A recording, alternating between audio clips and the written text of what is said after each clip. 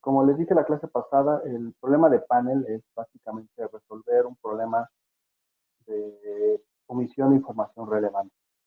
Entonces, eh, digamos que cuando que ustedes tienen omisión de información relevante, tienen dos estrategias que seguir, o variables instrumentales o hacer un panel, dependiendo de la información que tienen, obviamente.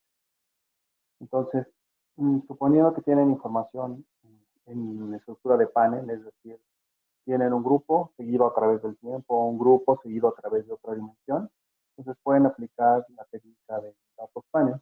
Datos panel lo único que requiere es que exista información relevante que es omitida y que se puede incorporar al modelo bajo algún tipo de supuestos como el que ahora voy a dar. Bien, entonces, digamos que existen dos grupos o dos modelos generales para el caso de panel, como lo dije en la clase pasada, efectos fijos y efectos aleatorios. Efecto fijo es básicamente cuando ustedes del error pueden descomponer esa información omitida y le pueden incorporar al modelo a través de una característica que se mantiene constante a lo largo de la segunda dimensión del panel. Por ejemplo, digamos, si la segunda dimensión es tiempo, a lo largo del tiempo. Entonces, si pueden hacer eso, entonces estarían enfrentando ustedes efectos fijos. Hoy voy a ver yo dos formas de ver efectos fijos en un ejemplo. Luego, si por el contrario, ustedes saben que hay información relevante contenida en el error, pero no la pueden incorporar al modelo a través de un efecto fijo, pero saben que existe en el error y es información del individuo, entonces están ante un efecto aleatorio. Vamos a verlo con más detalle. Entonces, digamos que tienen ustedes la estructura que ya les había comentado, de esta es la estructura de datos que tienen para cada individuo. Pues para cada individuo tienen esa estructura también, ya lo había platicado en la clase pasada. Entonces, efectos fijos básicamente consiste en separar el término de error en dos componentes. Un componente constante y un componente que es el error como tal. Entonces, ustedes enfrentarían una ecuación para cada individuo de esta forma.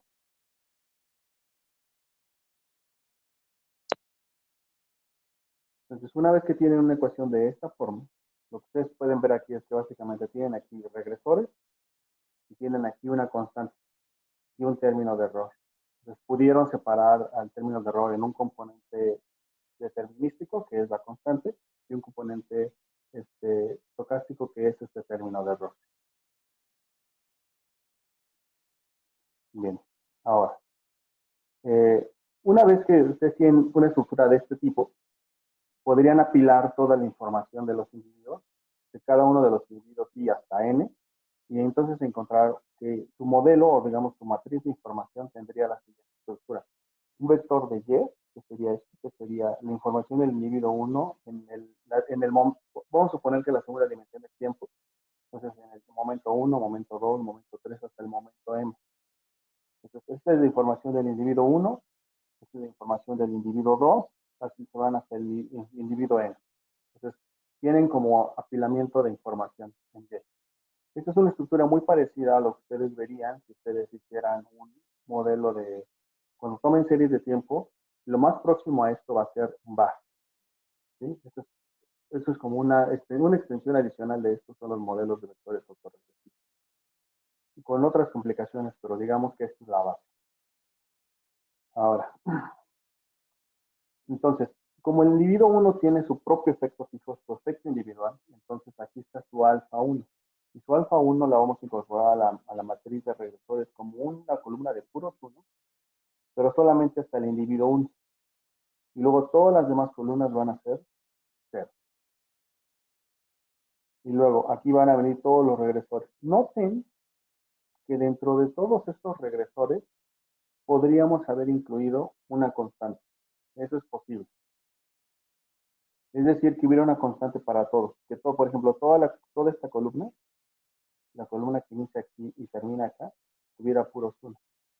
La única condición o la única salvedad que deberíamos considerar si hacemos eso es que entonces deberíamos de quitar uno de los efectos individuales de cada uno de estos individuos. ¿Por qué? Porque si no, entonces tendríamos una matriz con algunas columnas que son linealmente dependientes. Porque tendríamos esta primera columna, que son puros 1, que es linealmente dependiente de esta matriz, que de aquí se podría formular una, una columna de puros unos simplemente por el hecho de sumar. Pues digamos que esa es la única condición que habría que tener mucho cuidado cuando uno hace estimación. El software, o bueno, con lo que vamos a ver hoy, por default descuenta ese hecho y decide eliminar uno de los elementos. No nos dice cuál, pero decide eliminar. Ahora, eh, eh, entonces, esta es la estructura de datos que veríamos. Entonces, ¿cuántos parámetros nuevos hay que estimar en un panel de efectos fijos? Habría que estimar las alfas, que son n alfas. Entonces, si ustedes tienen n individuos, van a tener n alfas más las k betas. Entonces, tienen n más k parámetros que estimar. Entonces, y su muestra tendría, o su muestra de elementos tendría n, porque son n individuos, por m, que es la segunda dimensión. N por m elementos en su muestra. Y un término de error. ¿Sí? Sencillo. Esos son efectos fijos. Ahora bien, efectos aleatorios. Profe, perdona, tengo una duda. Sí, Ahí arriba, ¿cuál es la diferencia entre alfa y beta en este caso? Aquí porque tenemos dos estimadores distintos. sí, básicamente nada más para simbolizar que alfa es el efecto fijo, o a qué te, no sé si te refieres a eso o a exactamente a qué te refieres. No sé si puedes darme más información con la pregunta. Sí, creo que a eso. O sea, es que no teníamos antes,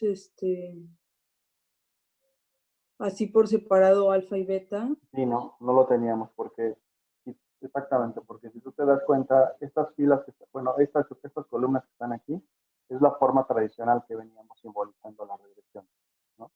Las betas multiplicadas por esta información. Ahora, como le estoy incorporando un efecto fijo, solamente para ilustrar la separación de los dos conjuntos de estimadores, entonces, o parámetros en este caso, las estoy separando con estas alfa. ¿Sí? Sí, ya entendí. Entonces, bien, ahora, con efectos aleatorios es muy parecida la idea a efectos fijos. Entonces, puedo separar el término de error en dos componentes. Un componente, esta letra es nu, y un componente eta. Los dos componentes del término de error. Noten, si se dan cuenta ustedes, esta ecuación es muy parecida a la que dije en efectos fijos. La diferencia es que arriba utilicé alfa para simbolizar una constante. Y aquí estoy utilizando esta nu o v, como quieran verla, para simbolizar que este es un efecto individual. O sea, efectos fijos y efectos aleatorios controlan condiciones individuales.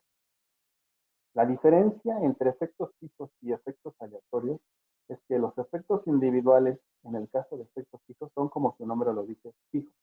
Es una constante. En el caso de efectos aleatorios, voy a suponer que el efecto individual es una variable aleatoria, un componente puramente estocástico.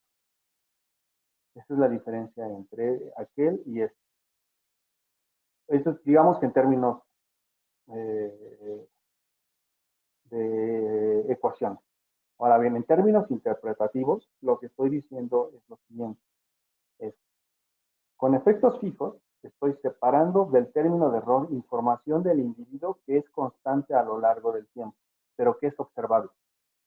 Es decir, yo puedo observar cierta información que es constante a lo largo del tiempo del individuo y que puedo controlar con puras dummies, porque eso es básicamente lo que tengo aquí arriba, puras dummies. Entonces, a través de estas dummies puedo separar la información que es constante a lo largo del tiempo.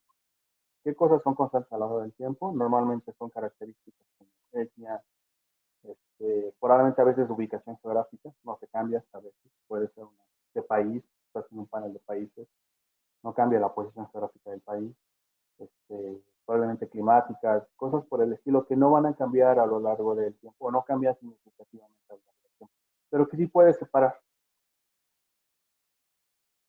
Con efectos aleatorios tengo el problema de que es un efecto individual, pero que no puedo interpretar a través de una variable. o no puedo capturar a través de dummies. Entonces, esa es la diferencia esencial entre efectos fijos y efectos aleatorios. Cuando ustedes estén enfrentando un problema y estén tratando de decidir cuál tipo de estimación realizan, efectos fijos o efectos aleatorios, tiene que pensar si la información que están considerando que está omitida del modelo es observable o es no observable. Si es observable, utilicen efectos fijos. Si es no observable, utilicen efectos aleatorios. ¿Vale? Entonces, la idea es la misma, es en términos matriciales, tenemos una información para cada individuo de esta manera. Entonces, cada uno de estos, a diferencia del caso anterior, cada una de estas V, aquí no son una constante, son una variable aleatoria. Bien, ahora, para estimar el modelo, de la misma manera, afilo toda la información, pero ahora sí no tengo únicamente beta parámetros, sería K parámetros por estimar. Ya las alfas no las tengo, porque a diferencia del modelo de efectos fijos, en este caso, digamos que el componente individual es un término estocástico que está contenido aquí en el término de error. Ahora bien, ¿dudas hasta aquí? Efectos fijos y efectos aleatorios. Profe, entonces en el efecto aleatorio no vamos a tener las constantes. Exactamente, si no, no lo vas a tener. Y lo que se va a hacer es añadir un error. O sea, Sí. tendríamos como 2 errores. ¿Y cómo voy a interpretar uno y otro? O sea, ¿cuál sería como la lógica de los dos? O sea, ¿por qué no, por ejemplo, en uno solo se integran todos los errores? Porque aquí tenemos dos efectos estocásticos distintos. Sí, o sea, la manera es que creo que a lo que me estás refiriendo es que si ya tengo un término estocástico, ¿por qué digo que lo estoy separando, no? Me imagino que esa es la duda, ¿no? Y, bien, digo que lo estoy separando porque incluso estoy asumiendo que cada uno de los componentes estocásticos, por ejemplo, y cada uno tiene su propia varianza. Entonces, implícitamente, la diferencia que estoy asumiendo en este caso es que en efectos fijos va a haber una varianza por este término y va a haber una varianza para este término. Lo voy a mostrar ahorita en el ejemplo para que espero que quede más claro. Eso no puedo hacerlo en el caso de efectos fijos. En el caso de efectos fijos, lo que tengo es, con las dummies, capturo este efecto individual. Como son constantes, entonces las puedo incorporar a la matriz de regresores. En el caso de efectos aleatorios, no son componentes constantes. Entonces, como no lo puedo incorporar a la matriz de regresores, tengo que asumir que es un término estocástico que está aquí. Y por lo tanto, hay dos varianzas. Uno que es para la varianza del término individual y otra para la varianza del término que es del término general o genérico para todos. Espero que con eso quede más claro. Si no me dices. Sí, sí. Bueno, ahora bien, hay una tercera opción cuando ustedes estiman un panel, que es hacer un pool de regression, que básicamente es asumiendo que tienen una regresión similar a la de efectos aleatorios, pero no pueden separar al término de error en dos componentes, un componente fijo y un componente individual y un componente genérico para todos. La diferencia entre este modelo y el anterior, entre esta regresión y la anterior, es que el efecto individual, digamos, aquí están reconociendo que no existe información omitida en su regresión que sea propia de los individuos. ¿Sí? Entonces, te están diciendo, bueno, puede ser que no exista un efecto individual que esté omitiendo cuando estoy haciendo mi regresión. Eso es probable. ¿Sí? Entonces, digamos, tienen las tres opciones. ¿Cómo decidir? Esa es la pregunta, probablemente. Bien, hay dos maneras de decidir. La primera que es la prueba de Hausman, que es que prueba básicamente, la prueba de Hausman toma las betas, noten, las betas, no las alfas, las betas del modelo de efectos fijos y las compara con las betas del modelo de efectos aleatorios. Y si las betas son exactamente iguales, entonces ustedes podrían decir que no existe diferencia entre estimar efectos fijos y estimar efectos aleatorios. Es decir, probablemente uno u otro modelo es indistinto y lo podrían ocupar. Entonces, si están estimando, entonces eso toma como ancla efectos fijos. Entonces, estiman efectos fijos, estiman efectos aleatorios, comparan las betas y si aceptan la hipótesis nula, entonces dicen, no vale la pena estimar efectos aleatorios, porque con efectos fijos es suficiente. ¿Por qué es mejor estimar efectos fijos? Porque están incorporando dummies que capturan efectos individuales. Entonces, a priori están asumiendo que el efecto individual es fijo. Eso es lo que estoy diciendo, que aceptan la hipótesis nula. Por el contrario, si rechazan la hipótesis nula, lo que estarían diciendo es que las pendientes de la regresión cambian cuando incorpore efectos aleatorios. Entonces, lo que debería yo de estimar es efectos aleatorios. Probablemente. ¿Sí? Vale. Bien. ¿Dudas ahí? Sí, ¿puede repetir esto último que acaba de decir? De que probablemente tendríamos que estimar efectos aleatorios. Sí, claro.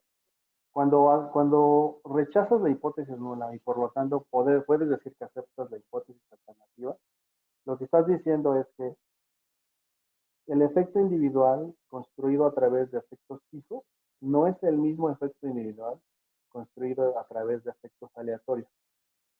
Entonces, una opción podría ser que lo mejor que puedes hacer es estimar efectos aleatorios,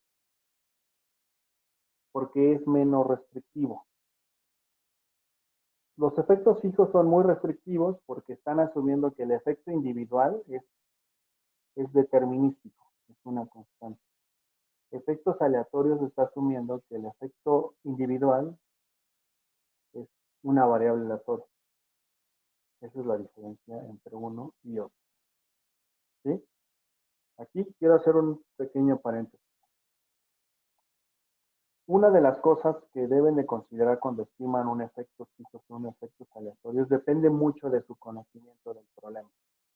Por ejemplo, si ustedes están haciendo un panel para países, probablemente lo mejor que pueden hacer es estimar efectos fijos, porque ustedes saben que las condiciones características, las características individuales de cada país permanecen, probablemente el efecto es fijo a lo largo del tiempo versus a que si es aleatorio, porque eso es una característica que es más probable observar. ¿Qué tipo de características son fijas de los países? Probablemente gobiernos son muy estables, duran al menos 4 años en la mayoría de los países. La posición geográfica no cambia. Las condiciones capturales son muy fuertes, entonces no cambian significativamente, al menos en cortos plazos. ¿No? En el largo plazo puede sí cambiar, pero en corto plazo no. Entonces, a veces la decisión entre efectos fijos y efectos aleatorios depende mucho de su capacidad, pues, de ustedes como investigadores, de conocer bien el problema. Vale. ¿Bien? Profesor, tengo una duda. Claro, sí. Entiendo las variables dummy y, por decir, los efectos del modelo fijo, pero en la variable no observable, ¿cómo es que captura ese efecto si es no observable? O sea, ¿cuál es el sentido de esa variable o cómo es que lo captura si no se puede observar? Ya te refieres a la de... De efecto aleatorio. Ok, Ajá. efecto aleatorio, ¿no? Ok, sí. Bueno, lo que estoy diciendo es que no es observable.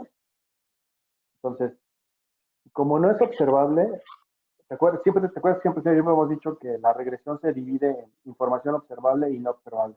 La no observable está en el término de error. Sí. Entonces, ya por ese simple hecho dices, bueno, ya esa información no observable va a estar en el término de error. Ahora, si el término de error le puedo dar una estructura como la que estoy mostrando aquí, que se puede a su vez descomponer en dos términos, o sea, como la suma de dos variables aleatorias. Entonces, epsilon lo puedo separar en dos variables aleatorias distintas. Entonces, si puedo probar eso, entonces estoy diciendo que ciertamente es información no observable, que de hecho no puedo, como su palabra dice, no puedo observar, pero que estoy seguro que está contenida en el término de error de forma separada al resto de la información no observable. Y por eso puedo descomponer al término de error en dos componentes. Es una cosa muy de cómo pensar el término de error. ¿Qué estructura tiene el término de error? Ok. O O si sea, es no, como decir que piensas un modelo que sabes que tienes variables a lo mejor no cuantitativas, sino cualitativas, que no puedes observar, pero sabes que influyen, pero que no puedes cuantificar, pero que ahí están. Entonces ese término de error es lo que lo cuantifica. exactamente, justo. Eso, así como lo tiene. Ok, gracias. Entonces, Hausman primero. Entonces, Hausman es, los modelos son iguales o no son iguales. Si no son iguales, probablemente lo mejor es hacer efectos aleatorios. Así es más o menos sencillo Hausman. Bruce Pagan. Bruce Pagan es una prueba que consiste en determinar si el efecto aleatorio existe. Muy parecido al anterior. ¿Qué es lo que hago aquí? Es la varianza del término de error V. Pruebo si la varianza es igual a cero. Si la varianza es igual a cero, quiere decir que entonces el efecto aleatorio no existe. ¿Cómo lo sé? Entonces, me voy a regresar un poquitito. Si esta es una variable aleatoria que tiene varianza cero, V es una variable aleatoria con varianza cero, quiere decir que entonces no era variable aleatoria, que en realidad era una constante. Entonces, en realidad, el componente no observable en el término de error, en realidad era un componente fijo. Entonces, lo que estoy diciendo cuando acepto esta hipótesis nula, es que en realidad lo que debo de estimar es efectos fijos. Si por el contrario rechazo la hipótesis nula, entonces probablemente lo que debí de haber hecho es efectos aleatorios. Yo tengo una duda ahí. Sí. Por ejemplo, o sea, yo quisiera saber cuál sería como la diferencia si en este caso es una constante y el hecho de que hayamos estimado efectos aleatorios, ¿en qué tanto distaría de no estimar efectos fijos si me sale esta prueba así? O sea, porque sí entiendo que si estimamos efectos fijos y en realidad pues resulta que debería ser efectos aleatorios, pues sí hay una gran diferencia, ¿no? En ambas pruebas. Pero en este caso, si resulta que aceptamos la hipótesis y en realidad se debió estimar efectos fijos, o sea, es una constante, ¿no? No sé cuál es, qué tanto distaría pues de que tendría que estimar efectos fijos y ya estimé efectos aleatorios, porque al final de cuentas es una constante. O sea, Bueno, sí me estaría, sí, te estás tratando de entender perfecto. Sí. Es que sí hay una diferencia significativa. Piénsalo así, estos efectos aleatorios. Cuando tú estimas efectos aleatorios, estás diciendo, acuérdate que regresión es como, espero más o menos así se lo hayan explicado, los hayan explicado en la introducción a la econometría. Regresión es básicamente tomar tu vector Y, proyectarlo sobre los vectores X, es una proyección.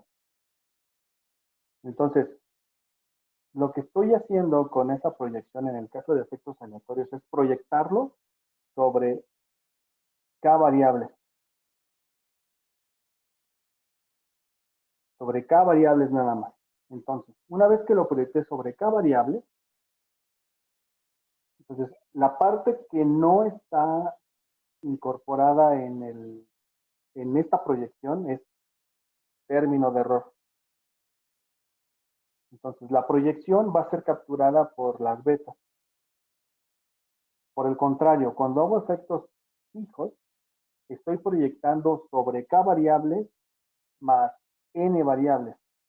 Entonces, estoy tomando información del término de error, le estoy quitando variabilidad al término de error. ¿Sí? Entonces, ¿qué va a cambiar?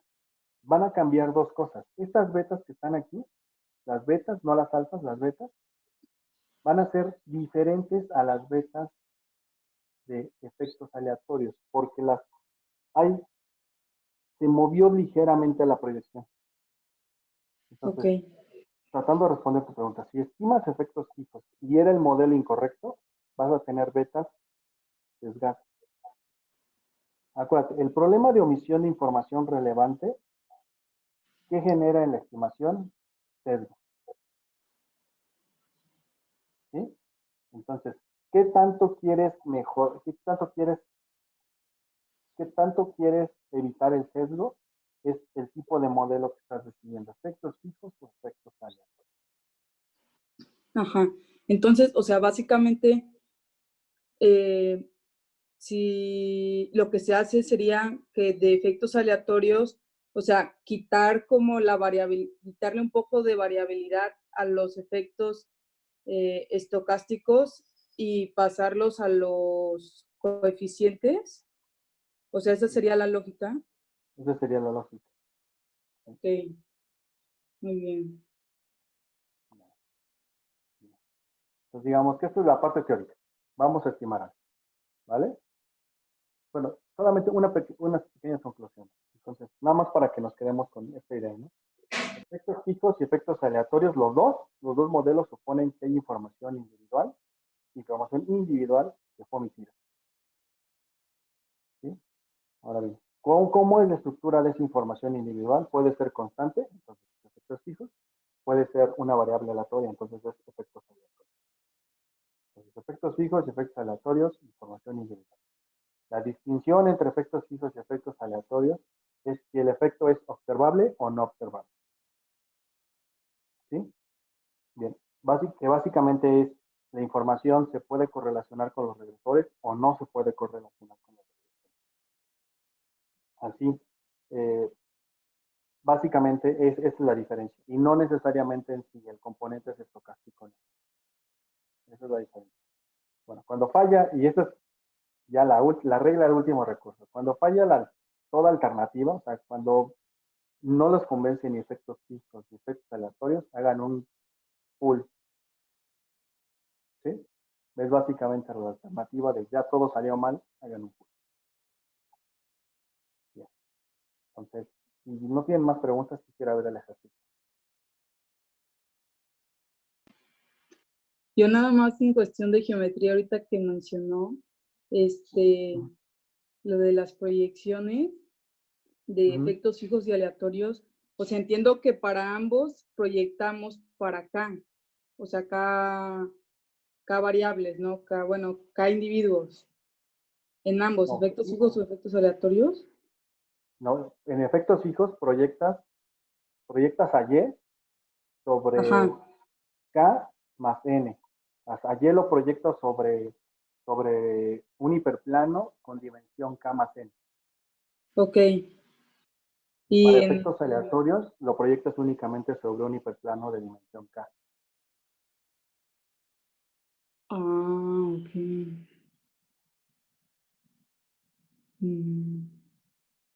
Ok. Bien. ¿Vale? Si no, lo podemos retomar, si no se queda alguna duda.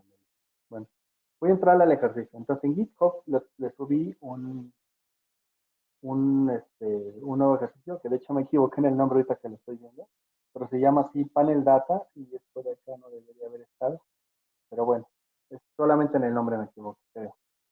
Entonces vamos a hacer una estimación de salarios. Entonces, por favor, entren a clase 3. Así está su GitHub ahorita, clase 3. Y entren a Panel Data y van a ver este notebook que estoy mostrando ahora.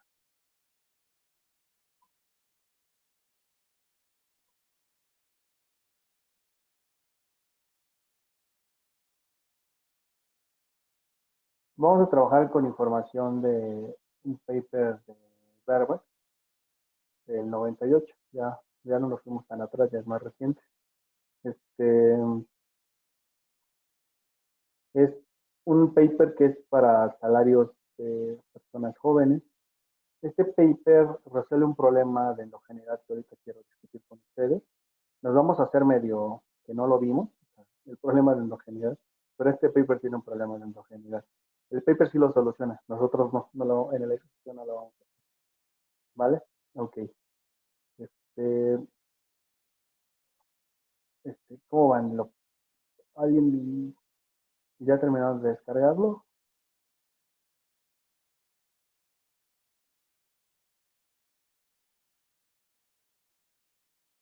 Bueno, voy a darles unos segundos en lo que lo descargan, por favor.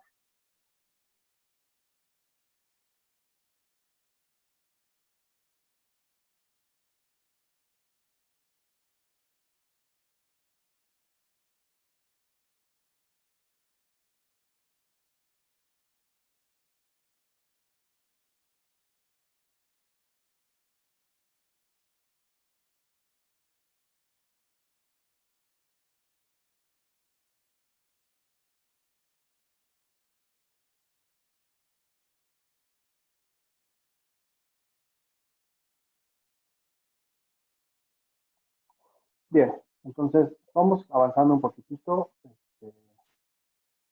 en, en el ejercicio. Entonces, bien, el ejercicio es un paper, como les dije, de Berber. Bien, entonces voy a necesitar estas librerías, voy a necesitar Pandas, NumPy, StatModel, voy a necesitar, creo que esta de Summary School no la necesito en realidad. Voy a necesitar, voy a importar de la librería Linear Models, voy a importar panel Pullet o LS, que es básicamente para hacer un pool, un panel o LS, que es para hacer efectos fijos, y voy a importar aquí abajo con rango de effects una librería para hacer efectos aleatorios. ¿Sí? Entonces, importando la librería. Luego, entonces voy a importar los datos. La tabla está en un CSV, se llama salario panel. Entonces, como siempre, primero guardo la dirección de trabajo en este objeto y luego le doy read CSV y luego lo muestro. Lo que tengo es lo siguiente, entonces tengo estas variables y aquí tengo el diccionario de las variables. Entonces, NR es el identificador de la persona, entonces, o el individuo o grupo, como quieran llamarlo, entonces van a tener 13, y 13 es el individuo, luego yo es el año que va desde 1980 hasta el 87, entonces la primera dimensión son individuos, la segunda dimensión es temporal, tiempo. Entonces tengo información desde el 80 hasta el 87 de sus salarios, luego tengo una dummy de si la persona es blanca, luego tengo los años de experiencia, entonces noten, por ejemplo, en el 80 la persona tenía un año de experiencia, luego tenía 2, luego 3, luego 4, luego 5. ¿Sí? Luego es una dummy de si es hispano o no es hispano, las horas de trabajo, si está casado o no está casado, entonces esta condición puede cambiar a lo largo del tiempo, ¿no? Por ejemplo, esta persona hasta el 84 estuvo soltero, luego, no sé si se casó después, pero bueno, soltero, luego los años de educación, ¿sí? No cambiaron, entonces esta persona no se educó más. Y si estuvo en unión libre, bueno, sí, estuvo en unión solamente durante el 81, y luego el logaritmo de su salario, el cuadrado de sus años de experiencia, y ocupación, que es un código de actividad, en qué tipo de actividad estaba ocupada la persona. ¿Sí? Entonces, lo que quiero hacer es una ecuación de qué determina el salario. ¿Sí? El salario podría estar determinado por experiencia, por educación, a lo mejor hay una característica a lo mejor tiene un efecto de si es, qué tipo de etnia es, si es blanco, si es hispano, ¿sí? Si está casado o no está casado. Y las horas de trabajo obviamente influyen en el salario. Aquí está el problema de endogeneidad, ¿no? Porque horas de salario determinan salario, horas de trabajo determinan salario, lo cual suena excesivo. Pero también a mayor salario, también quisiera probablemente menos horas de trabajo. ¿Sí? Entonces, ven el problema de la endogeneidad que tengo aquí. Entonces, vamos a hacer que no vi ese problema, solamente para propósitos del ejercicio. Entonces, voy a hacer el salario en función de las demás variables y voy a hacer omiso de la información endógena. La siguiente clase voy a ver un modelo de sistemas de ecuaciones para que resolvamos problemas que tienen endógenos.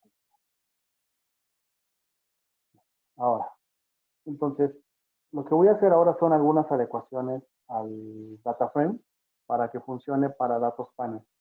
Lo primero que voy a hacer es extraer, bueno, esta no es para adecuarlo, simplemente quiero una variable adicional que sea el año. Voy a crear una variable que se va a llamar año. Y luego lo que voy a hacer es, voy a agregar voy a modificar el data frame que acabo de importar y le voy a decir que el índice, ahora, el índice del data frame, acuérdense que el índice lo que controla es, va organizando la información de acuerdo a esa característica. Entonces, estoy diciendo, el índice es el identificador del individuo y el año. Entonces, es grupo o primera dimensión, segunda dimensión. Digamos que aquí estoy declarando el panel. Eso es lo que estoy haciendo. Estoy diciendo, esta es la estructura de panel, esta es la estructura IJ del panel.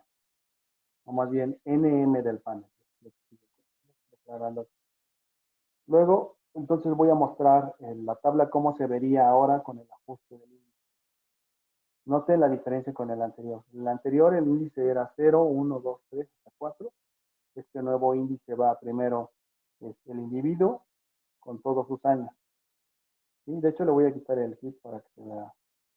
Para que se vea. Que es muchísimo. Ah, no, ya vi, me equivoqué.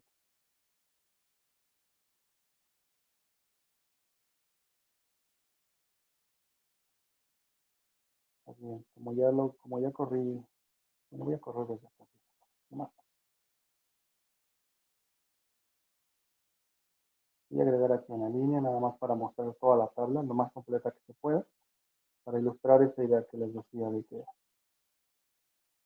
Entonces tengo el individuo, tiene sus años, y el último individuo y sus años.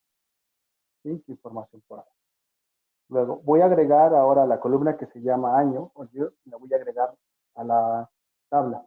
Ahora, ¿por qué lo hago así? Porque básicamente, como el año ahora es un índice, esta variable que está aquí es un índice, no la puedo ocupar para la regresión. Entonces, la vuelvo a agregar a la tabla con esta nueva columna.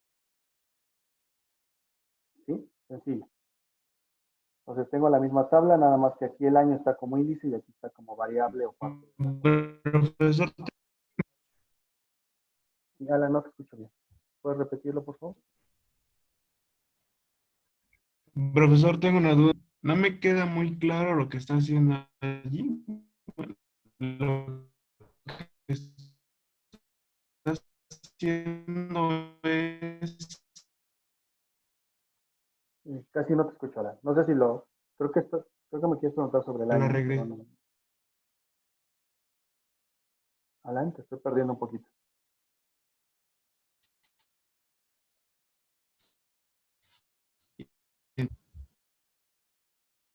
Te perdimos un poco, Alan. No sé si. Tengo dudas.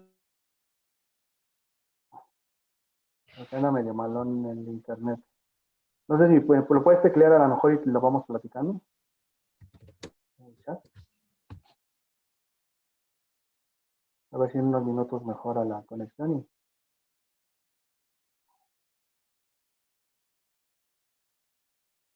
Ok, entonces voy a repasar esto, a ver si puedo solucionar la pregunta de Alan con esta.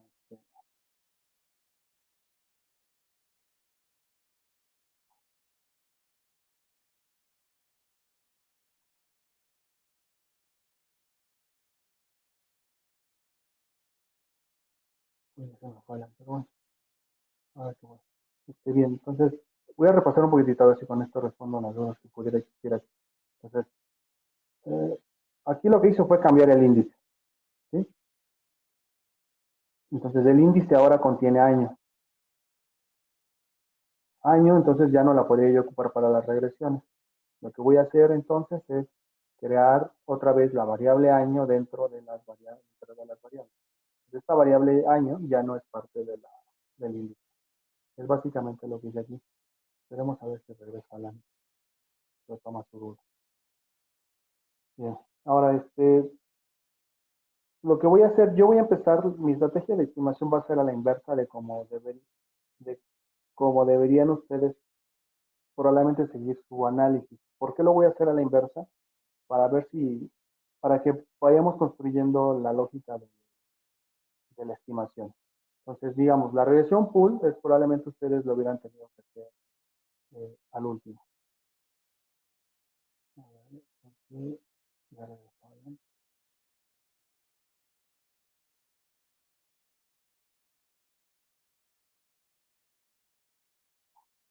Bueno, Alan, ¿ya regresaste? Alan, ¿ya estás por ahí? Sí, ya estoy acá, no sé si ya se escucha mejor. Ya escucha mejor, ahora sí dime la nada. Ajá, tengo unas dudas sobre lo que está haciendo en esa parte. Es que entiendo que está creando un identificador para que cuando se haga la regresión reconozca mm, ¿cómo decirlo? Como que las características de cada individuo y por eso está creando la variable año, porque en sí no está identificando el año, sino más bien lo que está haciendo es ver que es el individuo 13 en 1980. Bueno, más bien lo que está haciendo es concatenarlo, ¿no? Para que identifique lo demás. No sé si me estoy explicando. Sí, sí, te estoy explicando. Lo que está pasando es que con esa instrucción que está aquí arriba, la que tiene setIndex, lo que estoy diciéndole al software es los individuos, el individuo es el individuo 13 y esta información de este mismo individuo. ¿Sí? Entonces, estoy haciendo, como tú dices, una especie de concatenación, de agrupando. Le estoy diciendo, todo esto es el mismo grupo. Si tú lo vieras como un clúster, le estoy diciendo, este es un clúster. El clúster de individuos, el clúster del individuo 3. Aquí estoy mostrando otro más, ¿no? Que es el individuo 12.548. ¿No? El individuo 12.548 aquí está. Entonces, la diferencia es únicamente lo que estoy haciendo hoy. Como es un grupo, o más bien ahora la variable NR y año en estas dos tablas, no las puedo utilizar para hacer, digamos, operaciones con ellas, porque son parte del índice de grupo. Eso es lo que estoy haciendo ahí. Luego, más abajo, lo que hago es que le agrego el año. Regreso como que el año, como que lo vuelvo a agregar, con el objeto de que ahora sí lo pueda utilizar. ¿Sí? Sí, entonces actúan solamente como identificadores del individuo, pero no se pueden hacer operaciones como tal. Exactamente. ¿Sí? Ese es el objeto de hacerlo índice, que no puede hacer operaciones con él. Gracias. No. Entonces, ya vamos a hacer una regresión pool. Entonces, primero voy a definir quiénes son mis elementos de la matriz X. La matriz X va a tener la información siguiente. Va a tener la dummy de si es una persona blanca, negra, hispana, los años de experiencia al cuadrado, si está casado o no, la educación, si está en unión libre o no, el año y las horas de trabajo. ¿Sí? Entonces, esta es mi matriz X y luego con esta instrucción que está aquí, add constant, le estoy agregando una constante. Entonces, lo que voy a hacer es, con este elemento que está aquí, con X, aquí en X solamente estoy declarando una lista. ¿Sí? Una lista de textos. La lista de textos es simplemente eso, como les dije, una lista, no hace nada. Son puros textos. Si ustedes imprimieran esta instrucción, verían que es puro texto. Luego, lo que estoy haciendo es, con esta función que viene de la librería SM que arriba importé, que es la de StatModel, quiero que agregue una constante a lo siguiente. ¿A qué cosa? Quiero que de la tabla que se llama salario x-ds, extraiga la lista que contiene estos textos y a eso le agregue una constante y eso lo guarde como el objeto x y luego lo imprima y luego imprima x y aquí está x. ¿Sí? Bien. Luego voy a separar a y. Y es muy sencillo porque y simplemente es tomar de la tabla salarios L de salario, logaritmo de salario. Y esto es y. Ahora, ya que tengo x y y, entonces voy a hacer mi regresión pool. Y es muy sencillo, la instrucción es pool OLS. Entonces primero va la variable dependiente y luego la independiente. Lo voy a guardar en un objeto que se va a llamar model. Y luego a model le voy a pasar la función que se llama fit, que es el ajuste. Y eso va a ser la regresión pool. Y voy a imprimir el objeto regresión pool. Entonces aquí está mi estimación pool. Entonces acuérdense, pool es simplemente una regresión sin sin ningún tipo de estructura sobre el término de error. No asumimos que el término de error tenga una estructura de efecto fijo o efecto de efecto. Nada, es como hacer una regresión simple y ya. Y este serían mis parámetros. ¿Sí? ¿Hasta aquí sencillo o complicado? Bueno, ahora bien, voy a hacer ahora efectos aleatorios.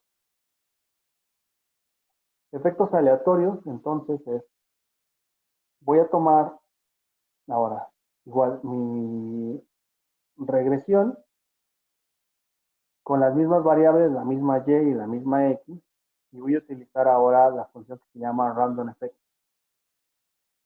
Y quiero que haga un modelo, lo ajuste y luego lo imprima que lo guarde en este objeto que se va a llamar RR y lo va a imprimir. Y este es mi modelo de efectos aleatorios. Ahora, mi modelo de efectos aleatorios, noten, desde aquí ya podríamos ir viendo algunas características. Por ejemplo, voy a regresar al pool. En el caso del pool, lo que pueden ver es, por ejemplo, qué cosas no son significativas. La constante sí es significativa en el caso pool. Los que no son significativos, por ejemplo, son la condición de si es hispano o no. Y probablemente esto tampoco los años. Entonces noten cómo cuando hago la regresión, los años los trata como si fuera una dummy. ¿Sí se percataron de esto que está aquí? Lo que hizo el software es que para cada año lo separó como si fuera una dummy. Lo interpretó como una dummy. Eso es lo que hizo. En el caso de efectos fijos también lo hace. Lo separa como si fuera una dummy. Y de hecho, en efectos aleatorios, perdón, efectos aleatorios, noten cómo es que todas las variables que son de tiempo son estadísticamente no significativas. Es una característica que espero hayan observado entre la estimación pool y la estimación efectos aleatorios. Ahora bien, como les dije, efectos aleatorios trata de separar el término de error en dos variables aleatorias, una de componente individual y otra que sea similar para todos los individuos y todo el momento, todo el tiempo. Entonces, eso quiere decir que la varianza se descompone en dos grupos. ¿Cómo veo la descomposición de la varianza de esta manera? Profe. Sí. Ahí tengo una duda ahí arriba de lo que mencionaba de por qué a los años los pone como variable dummy, porque entonces deberíamos de tener una referencia de los años. O sea, ya ve que las dummies pues se manejan uno con una referencia que hace alusión a los estimadores, ¿no? O sea, con eso se interpretan los estimadores. Entonces, no sé aquí, pues los años, ¿cuál sería esa referencia? O sea, lo que tú dices es, si no los hubiera interpretado como dummy, sino como un entero, la interpretación de la variable año hubiera sido, por cada año adicional que pasa de tiempo, tanto se incrementa el salario. Así es como lo entiendo que lo estoy planteando, ¿no? Ajá. Y ahora, como son dummies, entonces básicamente lo que estoy haciendo con esas dummies, cómo se interpretarían sería que el salario en 1981, como el parámetro me salió esto, es, es, es más alto respecto del salario en 1980, porque es el año que no está. Entonces, como las interpreta como Ok. dummies, Es siempre 1980 entonces. sí, exactamente, porque es el año que Ok. omitió. El software, cuando interpreta una variable como dummy, lo que hace es que el- todas las demás dummies que sobreviven se interpretan respecto de esto. Es igual que con las dummies sencillas, como por ejemplo esta de hispano, perdón, esta de negro. Entonces, una persona considerada como negro gana, digamos que 13% menos que un blanco. Es como se interpretaría, porque la dummy que no está aquí es la dummy de blanco. La de hispano, por ejemplo, un hispano gana casi 2% más que un blanco, en promedio. Eso es lo que estoy diciendo. Así podríamos interpretar estas de años. Entonces, en el 81, las personas ganaban 6% más que en el 80. Y así se va hasta el 87, lo cual tiene sentido, ¿no? Porque conforme va pasando el tiempo, por un tema de inflación, el salario debería ir creciendo. Por ejemplo, en el 87 el salario era 18% más alto que el 80. Eso es lo que está diciendo. Ahora bien, ¿por qué lo interpretó como dummy? Porque hubo algo y alguien no me lo preguntó, ahora que lo pienso. Pero, aquí estaba.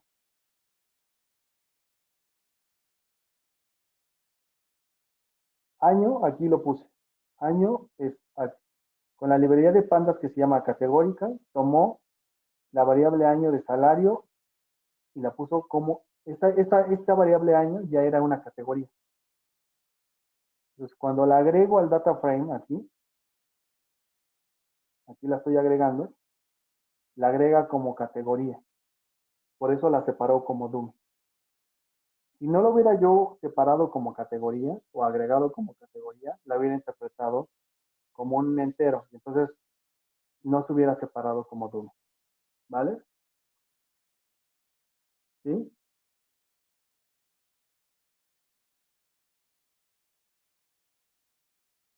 Bien, si no me dicen, lo podemos retomar más adelante. Entonces les decía, efectos aleatorios lo podemos descomponer en, Profe, con las horas. perdón, Sí, es que noté que en las horas aparecen negativos en ambos, en los coeficientes.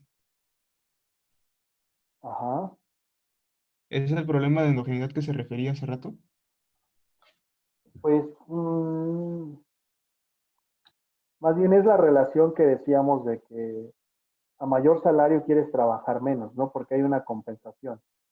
Es decir, piénsalo así, tú trabajas un número de horas para ganar un salario, pero si te subo el sueldo, si el crecimiento del sueldo fue más que proporcional que el incrementar tu sueldo por el incremento de una hora de trabajo, entonces probablemente tú decides disminuir tu tiempo y recibir el incremento salarial.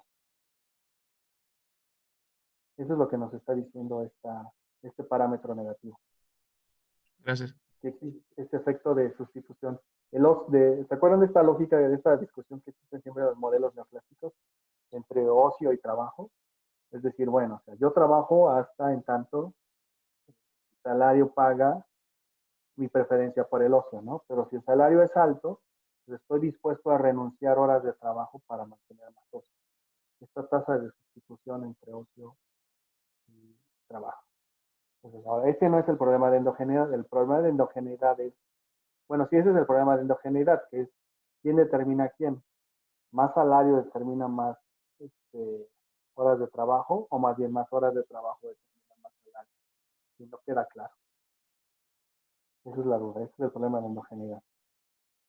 Vale.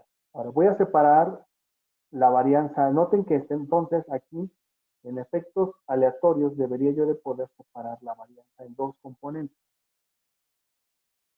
En el componente individual y el componente genérico para toda la muestra. ¿Se acuerdan que yo les dije? En efectos aleatorios puedo descomponer el término de error en V y en eta del término de error. Entonces, con esta instrucción lo que estoy haciendo es descomponer el error y lo descompongo. Este es el efecto individual y este es el efecto de para toda la muestra. Entonces, básicamente lo que estoy diciendo es cómo se descompone la varianza. Ahora veamos efectos fijos. Bien, este que estoy mostrando aquí tiene un error. No funciona. ¿Por qué razón creen que no funciona? ¿Algunos de ustedes tienen una idea? Sí. Lo voy a ejecutar y tiene un error. Y aquí está el error. La descripción del error es esta. El modelo no puede ser estimado. Los efectos son totalmente absorbidos por las dummies seguramente. Dice, esto ocurre cuando una o más de las variables dependientes es perfectamente explicada usando los efectos incluidos en el modelo. No lo puedo estimar, eso es lo que me está diciendo. ¿Por qué razón cree? ¿Alguna idea de alguien?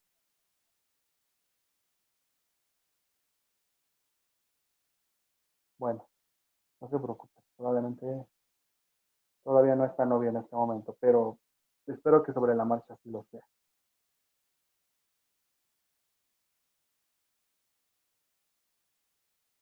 Sí, de hecho Mariana ya nos contestó. Tendríamos que quitar las variables constantes. En efecto, Mariana, ¿por qué? Porque hay variables que no cambian a lo largo del tiempo. ¿Qué variable no cambia a lo largo del tiempo de las que tenemos? La condición de ser blanco o negro, por ejemplo. En una de esas,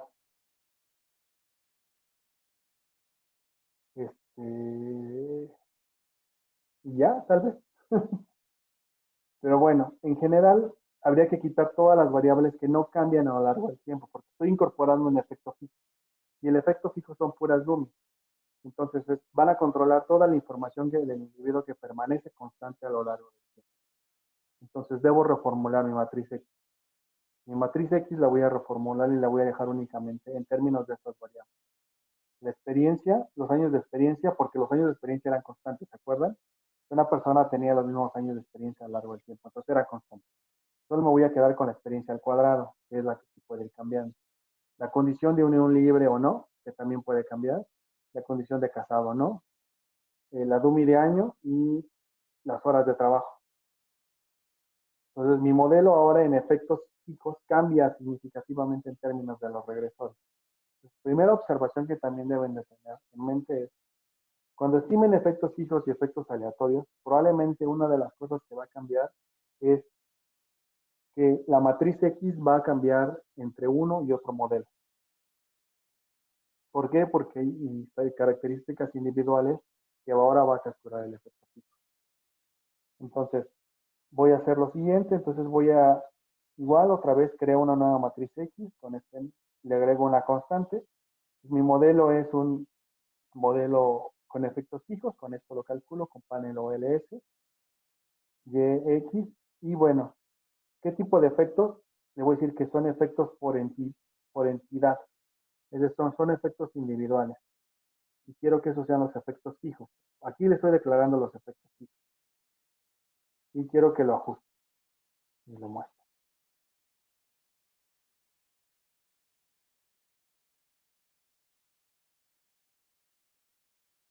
Bien, ahora, aquí abajo, noten, la diferencia aquí es que tengo efectos fijos, eso siendo por entidad. Y aquí abajo, le voy a decir que los haga también por tiempo. Noten que en esta matriz X que está aquí y la matriz X que está aquí arriba, le quité el año. Aquí está año y aquí se lo estoy quitando. Entonces, efectos fijos tiene la ventaja respecto de otros modelos que ustedes pueden decidir cómo es el efecto fijo. El efecto fijo puede ser por individuos, por tiempo o por alguna otra característica que ustedes decidan. Por ejemplo, por condición geográfica. ¿sí? Entonces, eso da pie a los famosos modelos de econometría espacial, que son modelos que incorporan características espaciales de los individuos. También se pueden modelar como una especie de efecto. Bien. Entonces, voy a estimar este modelo ahora con efectos de tiempo y vamos a comparar los modelos. Entonces, tengo un efecto fijo para entidades nada más, efecto fijo con efecto individual de los individuos, efecto temporal, tengo efectos aleatorios y mi modelo de un pool. Y aquí están los 4 modelos que acabo de estimar. Entonces, veamos, por ejemplo, cómo es que la constante va cambiando a lo largo de todos los modelos. Pero la que probablemente nos interesa más es el efecto probablemente de las horas de trabajo.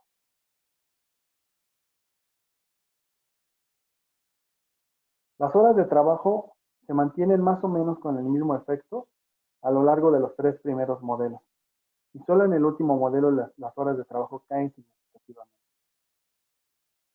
Entonces, también otra de las cosas que a lo mejor ustedes pueden interpretar con esto es cómo cambia la experiencia al cuadrado. Entonces, la experiencia al cuadrado tiene esta forma negativa.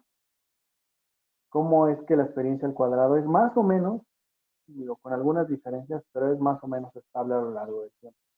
Entonces, una de las conclusiones que podría hacer de esta modelación que acabo de hacer es que sin importar el tipo de modelo que haya asumido, la experiencia tiene este efecto de curva invertida, es decir, el, el salario empieza a crecer conforme la experiencia va incrementándose, pero llega un punto a partir del cual los rendimientos de la experiencia son negativos. Ese es el efecto del signo negativo en la experiencia al cuadrado. ¿Sí? Y ese efecto es más o menos constante a lo largo de todas mis especificaciones. ¿Bien? Ahora, pueden hacer otras adecuaciones a su modelo y agregarle el concepto de varianza robusta. Y varianza robusta es básicamente cuando ustedes, aquí tengo una estimación parecida a la que hice arriba. La diferencia es que ahora cuando le digo que haga el ajuste, quiero que utilice como matriz de covarianzas una robusta. Pueden utilizar alguna de estas otras opciones, que sea un tipo cluster o que sea básicamente robusta y cluster. Es básicamente lo que ustedes podrían agregar y podrían estimar. Bien, esto es modelo panel. ¿Dudas, muchachos?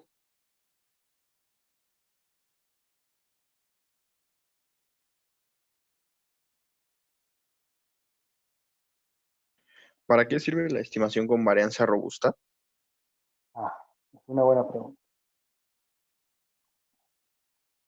La diferencia entre la varianza que hicimos anteriormente y la varianza robusta es que la varianza robusta asume que, bueno, no asume, sino trata de controlar el efecto que exista por que los términos de error sean heteroscedásticos. ¿Sí? Entonces, cuando ustedes sospechan que su modelo tiene heteroscedasticidad, pero no quieren solucionar la heteroscedasticidad con algún tipo de modelo para heteroscedasticidad como los famosos método generalizado por método mínimos cuadrados generalizados factibles o mínimos cuadrados generalizados iterados o máxima verosimilitud para tratar de responder a la estructura de la heteroscedasticidad. Entonces, utilizan la matriz de White. Y la matriz de White, si se acuerdan, era una matriz que básicamente era todos los productos cruzados de los términos de error. Entonces, genera una matriz de n por n que tiene todas las posibilidades de varianza. Esa matriz, cuando se incorpora a la regresión, se le dice que es una matriz robusta. La matriz robusta, entonces, lo que está haciendo es como controla por heteroscedasticidad, está tratando de que mejoren nuestras opciones de de rechazar la hipótesis nula de que los efectos son estadísticamente cero. ¿Qué efectos? Me estoy refiriendo a los coeficientes, a estos coeficientes que están aquí. Lo que está modificando es el error estándar. Veámoslo así. Por ejemplo, tomemos el error estándar de los años de experiencia en este modelo. El comparativo para este modelo debería de ser el modelo. Está bueno, esto lo estimé con efectos fijos. Efectos fijos con este. Este es el modelo equivalente. Este no tiene varianza robusta. Y este es el término de error. 0.007. 3 ceros y un 7. Y no sale exactamente igual. Es un mal ejemplo. Tal vez un otro. Tal vez unión.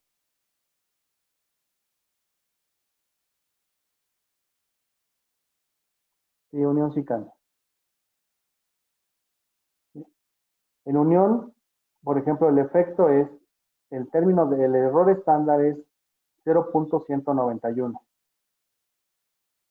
Y aquí el error estándar es 0.189. Entonces, lo que hizo fue, bajó el error estándar, lo hizo más pequeño por la condición de heteroscedasticidad. Entonces, como el t estadístico resulta de dividir el coeficiente entre el error estándar, como ahora lo estoy dividiendo entre algo más pequeño, va a generar un t más grande. Entonces, como el t es más grande, entonces existen más posibilidades de rechazar la hipótesis nula de que el efecto de esta variable es cero. Entonces, digamos que robusto, cuando ustedes vean que alguien reporta digamos que los términos de error robustos, básicamente lo que nos está haciendo es un poquito de trampa, porque está queriendo forzar a que su modelo, sus coeficientes sean significativos. Eso es lo que hace la matriz robusta.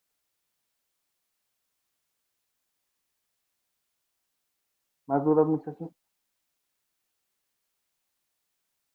Sí, profesor. Y entonces, en este caso, ¿con qué modelo nos quedaríamos? ¿O primero tendríamos que hacer las pruebas de hipótesis?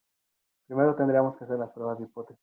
Porque no hay ningún indicio que podamos Bueno, ver. sí, hay un indicio. El indicio es que a lo mejor tú deberías de... Bueno, ¿tú cómo lo elegirías? Bueno, yo cómo lo elegiría depende de tu conocimiento del problema. ¿Tú consideras que el efecto fijo es el relevante o el efecto aleatorio? ¿Sí?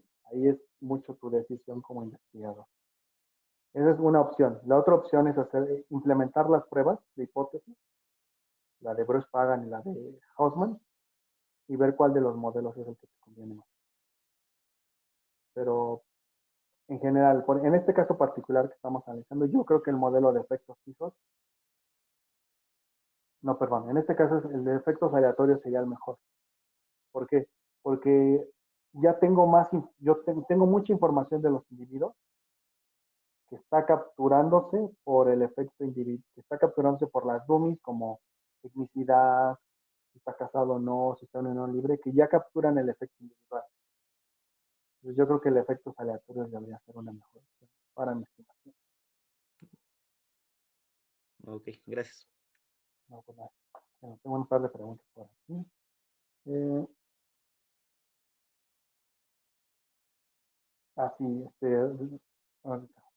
sí. Entonces, déjenme primero, me piden que explique un poquitito por qué eliminé las variables de color de piel. Bien. Porque la variable de color de piel es una dummy que toma el valor, por ejemplo, de 1 si eres hispano y 0 si eres de otro tipo de tonalidad.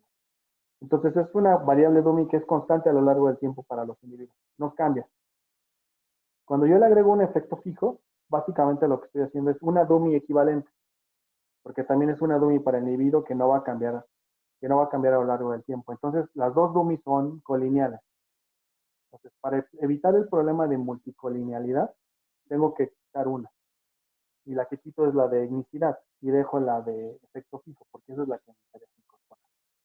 No sé si con eso respondo a tu pregunta, Ricardo.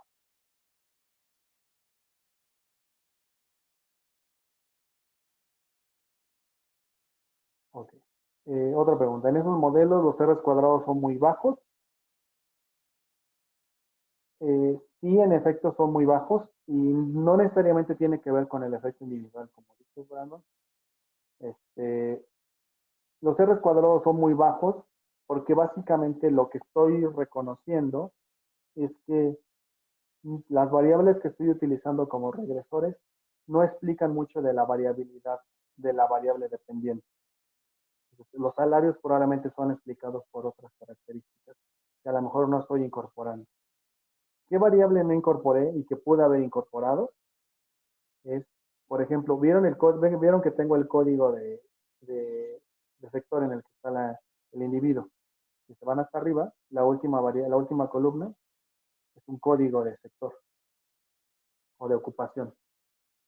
Entonces, más bien, el salario puede ser explicado más bien por varias cosas, ¿no? ¿Por qué tan experimentado está?